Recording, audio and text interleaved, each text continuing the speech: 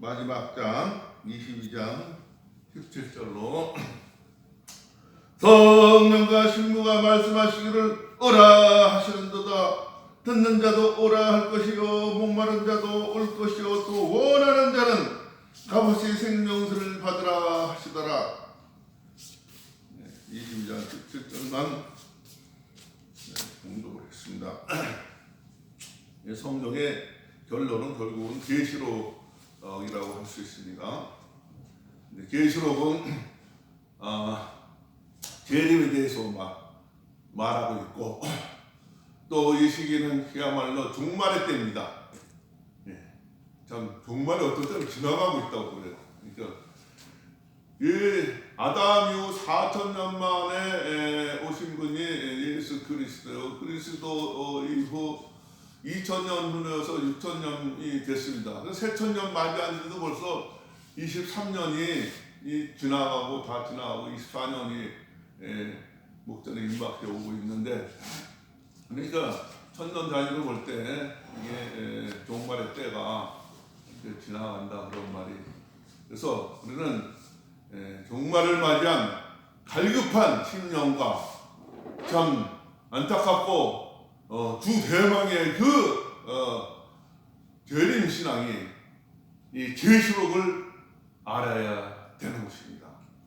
그래서 계시록을 공독을 했습니다. 그러나 이종택 목사 같은 분은 이 기독교 발전협의회 이사장님이십니다.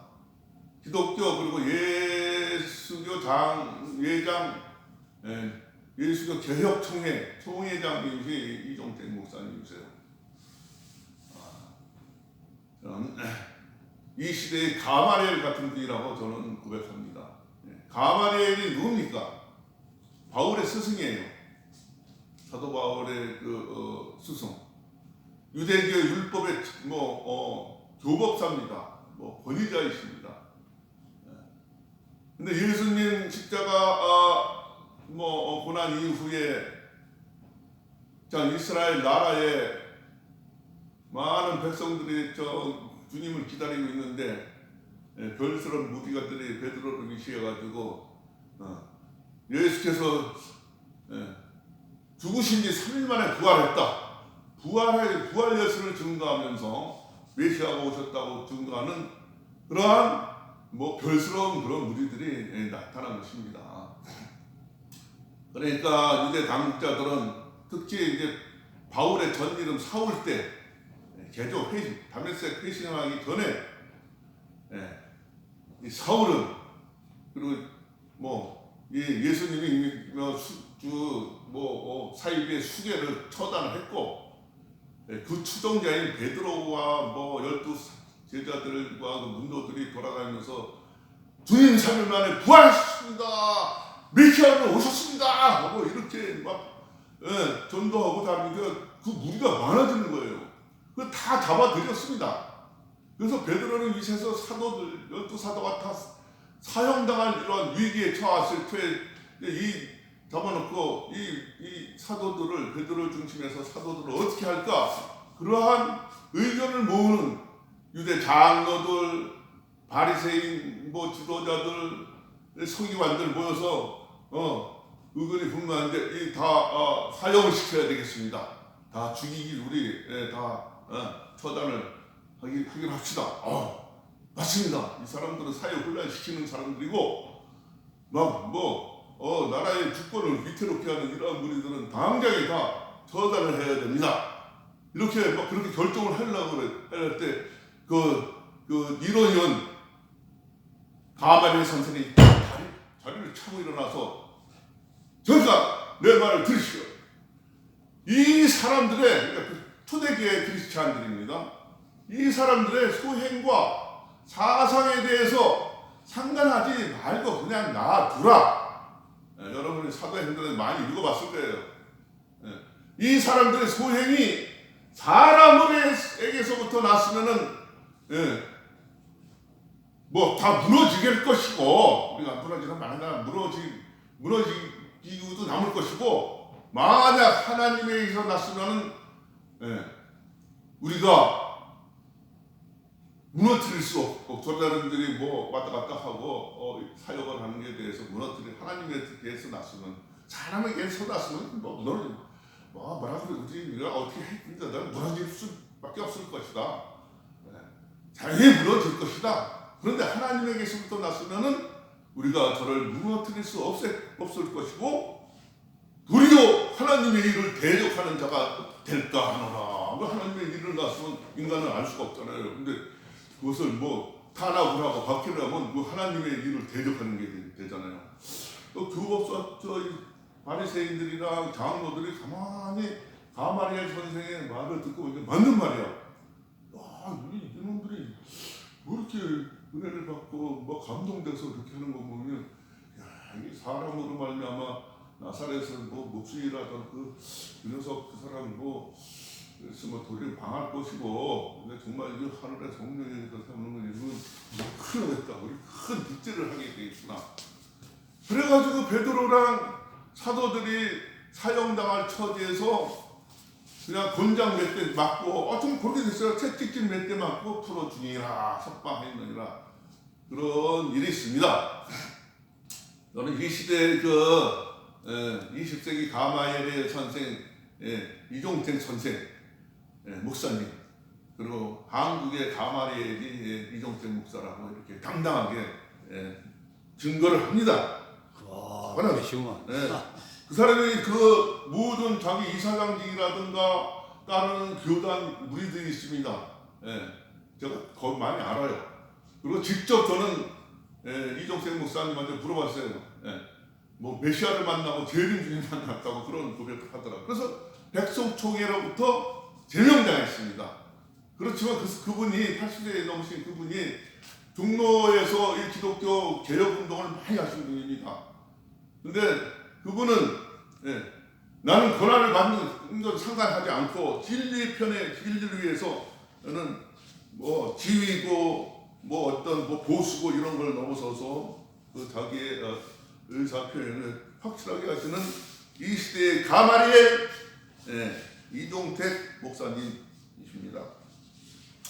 그래서 오늘 저는 계시록을 딱 볼 때 우리가 계시록을 해석을 하는 건 둘째치고 계시록 자체의 내용을 잘 몰라요. 단심이 이 시대의 그 재림 신앙의 핵심이고 또 종말 때에 구원받고 휴거하고 들림받아서 영광의 첫째 부활의 자리에 나가서 그야말로 오시는 그리스도와 더불어 1000년 동안 왕노릇하는 이 놀라운 축복의 이 내용인데 이걸 자체를 모릅니다.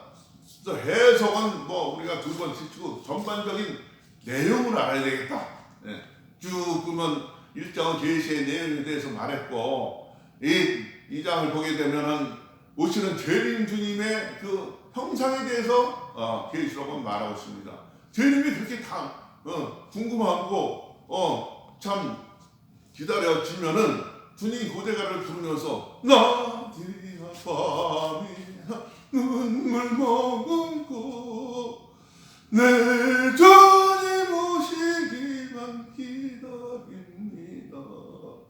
흐렸다고 쓸쓸한 빈들판에서 내 주님 오시기만 기다립니다. 먼 하늘 이상한 구름만 떠도 온전한 내 주님 오시는 날에 머리 들고 멀리 바라보는 말 오 주여 언제나 오시렵니까. 진부되는 교회가 흰 옷을 입고 천년을 하루같이 기다리오니 오시마고 말씀하신 대주님 구름 타고 천사장의 호령으로서 언제나 이 시간 오시옵소서.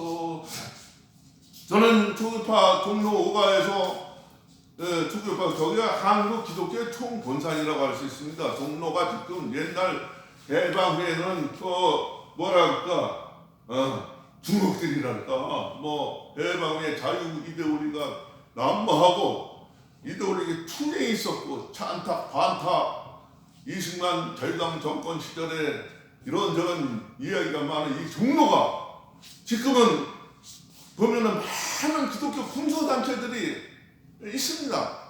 그러니까 개혁, 합동, 뭐 통합, 또 성결교, 감리교 하다가 조금만 마음에 안 맞으면 뭐 신학적으로 어떻고 뭐 이런저런 이유를 대서 갈라져 나옵니다. 그게 그러니까 교단이라는 게 많으면 100만도 되고 10만 명도 되고 뭐 놀랍지 못해서 여러분들 뭐 1000명도 되고 200명도 되고 20명짜리 교단도 있습니다. 20명밖에 안 되는데 나와서 자기가 총회장이라고 그러면서 뭐 기독교 대한 그리스도교 합동 개혁 뭐 총회장 이름 붙이진 않으냐. 그렇게 해갖고 한국에만 해도 거의 100파 장로교만 해도 80여 파가 있어요. 그런데 그러한 군소 종단들이 종로에 뭐 엄청나게 있습니다. 그 모든 100여 개나 되는 이 뭐 사명자 연합회, 기독교 개혁총회, 합동총회, 호원총회 뭐 많은데 다 자기가 제일이고 최고라고 합니다. 나는 타고리가 저는 일찍이 그 아시아의 등불이 켜지는 날 너는 뭐 그런 밝은 등불이 되려는데 그 등불이 켜졌다고 그러는 거야. 그 10명짜리, 30명짜리 50명짜리 일주일에 보면은 다 뭐 몇 명 모여서 한 군소 단체들이 다 자기가 최고라고 그러면서 장단들의 모든 교리를 갖고 있는 것입니다.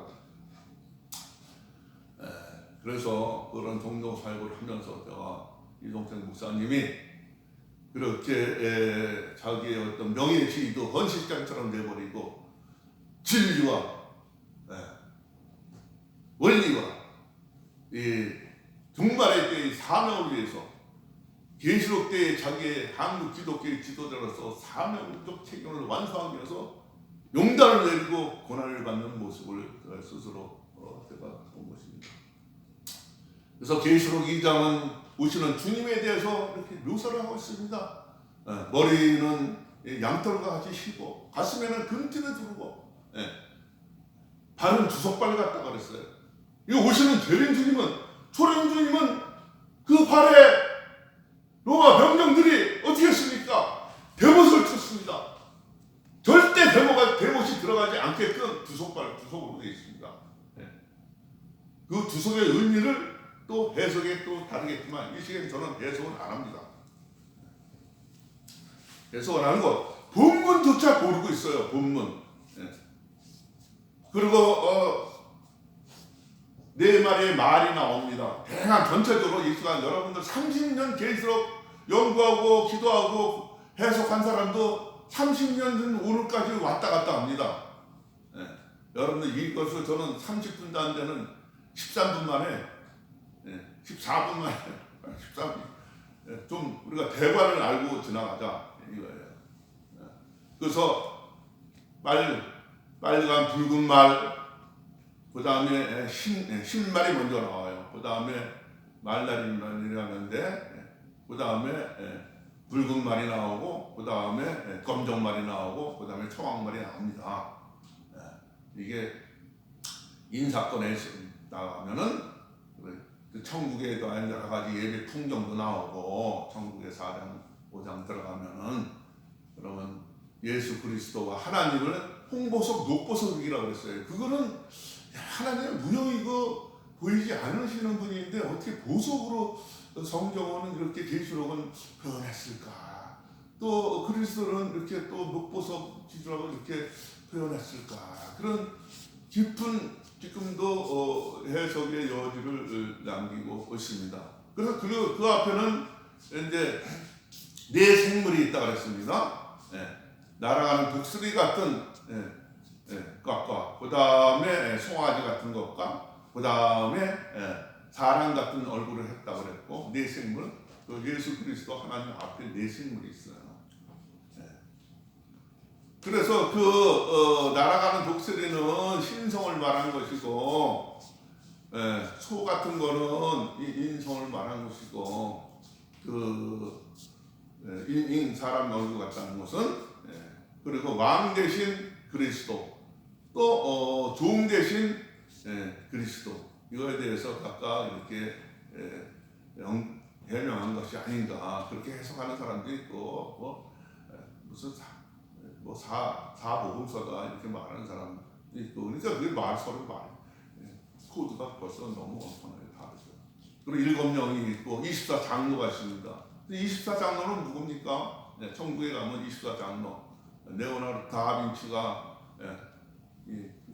그리는 천지창조가 이런 그림에서도 최후의 심판 이런 모습들을 보고 있었는데, 24장로라는 것은 천국에 천국 예배 보는 데는 장로 24명이 있는데, 그것은 구약의 12지파장, 유다 지파, 베냐민 지파, 그리고 신약의 12제자 베드로, 요한, 야고보, 그것을 말하고 있는 것입니다.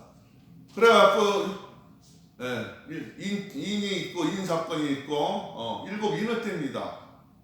그래서 나팔을 불고 7 나팔을 붑니다. 또 그것이 또 거기서 안 되는 게 이제 대접을 썼습니다. 대접을 쏟는. 그래서 인을 떼는데, 이 하여간 말씀의 단상이 무서운 자리예요. 하나님의 인을 쳐야 되는 거예요. 짐승의 표를 팔면 안 되는 것입니다. 짐승의 표는 사는 즉시 죽는다 그랬어요. 이거 엄청난 이 대단히 무서운 자리입니다. 듣는 즉시 유황 불못이라 그러는데 그러니까 그 거짓 선지자가 돼서 짐승의 표를 팔면 안 되고, 하나님의 인칭받은 선지자가 되어서 하나님의 인을 쳐야 하는 것입니다. 그래서 각각 100마리 나올 때는 활을 갖고 나옵니다. 그 다음에 붉은 말이 나올 때는 칼을 갖고 나옵니다. 그 다음에 흑말이 나올 때는 저울을 갖고 나옵니다. 각각 이제 활이라는 것은 그리고 말씀입니다. 말씀. 신말탄 분이 이제 말씀, 활이라는 건 말씀이고, 그 다음에 칼은 전쟁이고, 그 다음에 활은 이 저울은 뭐예요? 저울은 어떤 배급이랑 지하라든가 식량이랑 관련된 거예요. 청학만은 이 사망여 반란을 말하고 있습니다. 그건 각각 해석은 그 본문을 우리는 알아야 되겠다. 그래서 7 대적이 쏟아지면은 대적 쏟아질 때 여러 가지 이런 나팔 불 때 무슨 불 붙는 큰 산이 바다에 빠지고, 무슨 하늘에서 불타는 별이 광명 횃불처럼 빛나는 별이 떨어져서 강속에 빠지니까 피가 되고 그런 얘기가 아주 흥미진진한 게 내용이 요한계시록입니다. SF 소설 같기도 하고 계기 소설 같기도 하고 아주 무슨 SF 문학 판타지 문학 같기도 하고. 그런데 이 계시록을 사람들이 외면하는 있는 면이 없잖아. 있어요. 우리는 종말의 때를 맞이해서 이 계시록에 관심을 가져야 되는 것입니다. 그래서 이제 17장에 가면은 음녀가 이제 바벨론 도상이 무너지는 것입니다. 바벨론 도성도 무너지고, 그 다음에 음녀도 다 잡혀서 다 불에 살리고, 19장에 가면은 이제 어린 양 잔치를 합니다. 어린 양 혼인 잔치랑 백보자 심판이 다 나오고, 그 다음에 12 진주머니 나오고, 새하늘 새 땅, 옛 하늘과 옛 땅은 다 지나가고, 새 하늘 새 땅 새 예루살렘이 하나님의 하늘로부터 내려온다고 했어요. 24장에 보면 신부와 성령이 이렇게 말씀하시는 도다. 누구든지 생명수 생명을 원하는 자는 값없이 받으라. 하나님과 사람이 에덴 동산에서는 그야말로 인간 아담 헤아가 득죄를 해서 왜 득죄를 했습니까? 하나님의 계명 따먹지 말라 하는 그 계명을 어기고 천사가 와갖고 반지도 하고 너감짓도 하고 먹어도 괜찮다 이렇게 뱀의 유혹을 받아가지고 선악과를 따먹은 것이 죄가 되어가지고 에덴 동산에 추방해서 다시 아담과 헤아가 아담의 구약 창세기 보면은 다시 계명한 다음에 나아가는 것을 소망한다고 해요. 그러나 하나님이 바로 화영봉으로 딱 바로 나갔다고 했습니다. 그랬던 그 화영검이 계시록에 와서는 활개 치고 다니는 사탄을 잡아서 천사가 쇠사슬과 열쇠를 가지고 와갖고 무적쟁이가 다 가둬버리는 거예요. 유황불못에 다 천하를 괴롭히던 용 에덴 동산을 괴롭히던 용을 잡아서 다 유황불못에 던지고 짐승도 다 던지고 거짓 선지자도 다 던져서 드디어 천년왕국이 왔다.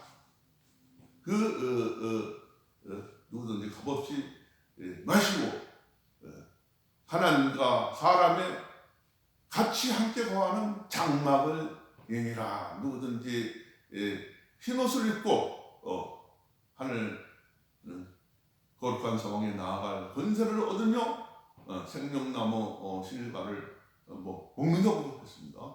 번화가는 따먹지 말아요. 그래서 하나님과 인간이 에덴 동산에서는 그렇게 결별을 했는데 이 계시록에서는 만나는 것입니다.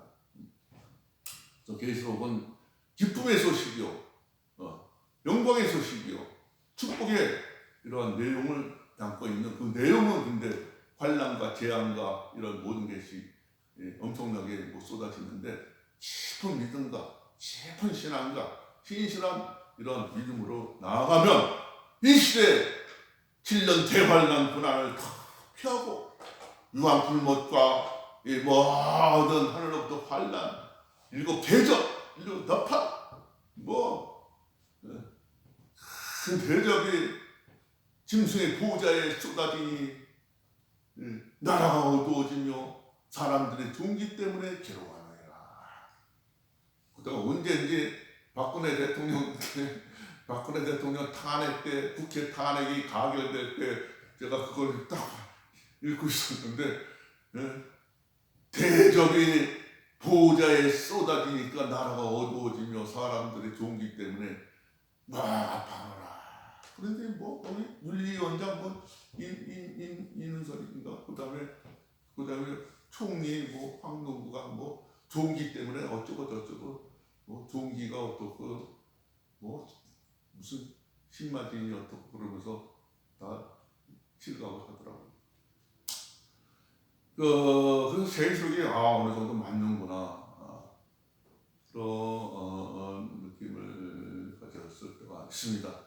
저는 오늘 이렇게 뭔가 이렇게 자료도 갖고 나왔습니다만 하나 딱 안 보고 이게 너는 글자 한 줄 한 문장 갖고 1시간씩 합니다. 30년 동안 하면 또 왔다 갔다 해요. 그 전체적인 흐름을 몰라. 근데 오늘 이 시간 저는 요한이 그리스도부터 받은 그 환상과 이 계시의 내용을 글로 적은 게 이 계시록이다. 그래서 오시는 재림주님의 모습을 상상하고 있다. 그리고 7 교회에 편지를 보낸다. 에서바도 사빌라라고 그러지. 에베소서 교회, 서머나 교회, 버가모 교회, 두아디라 교회, 사대 교회, 빌라델피아 교회, 라오디아 교회. 그 저기서 좋은 거는 서머나 교회랑 빌라델피아의 교회야. 다 없는 것 같지만 부자고 잘 믿고 있던 게 빌라델피아. 사대 교회 같은 데는 너가 믿었다, 살았다가 하는 이름 가졌지만 죽은 자라고 했어. 그리고 너가 많은 것을 가져 부여하는 것 같지만은 물질은 그만 그렇게 많이 있어 뭐합니까? 신앙이 온전히 갖춰져야지. 네가 안약을 사서 눈을 바르고 흰옷을 사서 네 몸을 벌거벗은 걸 알지 못해. 요새 벌거벗은 임금님이 많아요. 예. 그러니까 그 말을 못하니까 벗은 줄 모르고 있다고. 요새 시국도 어수선하고 내년도에도 뭐 대단한 거 시름이 또 다가오고 있습니다. 우리가 이런 것을 생각하면서 깊은 믿음과 신실한 신앙으로 종말의 때를 뭐 믿음으로, 여기는 지혜로 넘어가는 것이 아닙니다. 신앙자가 지혜도 있어야 된다고 뭐 그것은 단언한 일입니다만은 지금은 지혜로 넘어가는 때가 아니고 이 종말의 때는 믿음으로 넘어가요. 인내와 믿음과 충성으로. 뭔 말인지 더 이상 설명할까 말까 하는 생각이 듭니다. 너무 양리해 명리해 뭐 그것보다도 예수로 가면 12장에서 하늘편과 사탄편이 싸웁니다. 싸워가지고 패하면 13장으로 하고 승리하면 14장으로 간 거예요. 13장은 666입니다. 14장은 14만 4천이에요. 12장에 싸워서 그 666을 잘 들여다봐라. 지혜 있는 자는 그것을 볼 것이다. 그렇게 돼 있어요. 14장은 이제 신실한 무리들이 가는 거고. 그러니까 계시록은 다의성이 있고 이중성이 있고 순환성이 있다고 생각합니다. 네. 그러니까 14장에도 영광이 나오면 나중에는 뭐 말불레가 어떻고 무슨 뭐 이렇게 이중이라고 19장도 마찬가지예요. 어린 양 잔치에서 나중에는 뭐 백보자 심판 같은 게 나오고 그런 것을 볼 때 우리가 믿음을 좀 깊이 해서 이 시대를 전 믿음으로써 인내로써 충성으로써 넘어가는 우리가 되어야 하겠습니다. 네, 간단하게 마치겠습니다.